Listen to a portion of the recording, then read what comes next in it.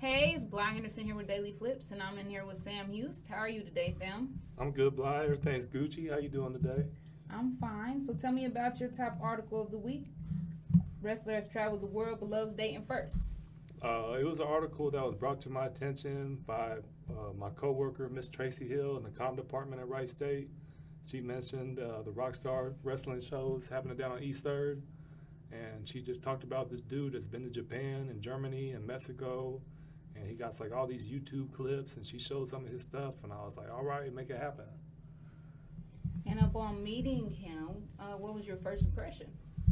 For real, I'll be honest with you, I was a little intimidated by him because the guy is like, I don't know, he got like this swag where it's like don't cross me or don't say nothing slick to me. And I know that there was a reporter maybe last year that had talked to him and said something a little slick about wrestling, and he didn't take it that well.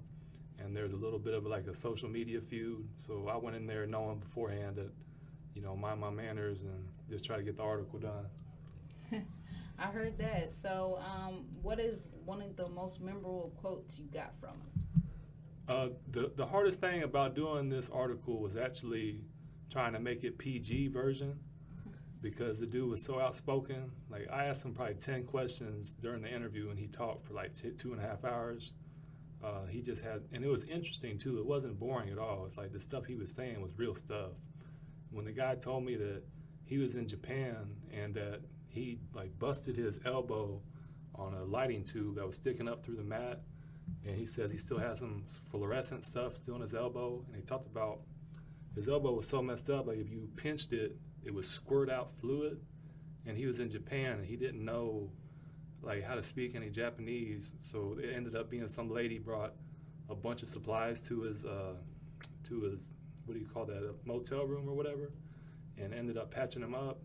So he got a lot of respect for the Japanese, and he talked about they kind of get treated different in Japan. Like the fans really like take care of the guys, where in America they're kind of like frowned upon, or it's a little bit taboo or something.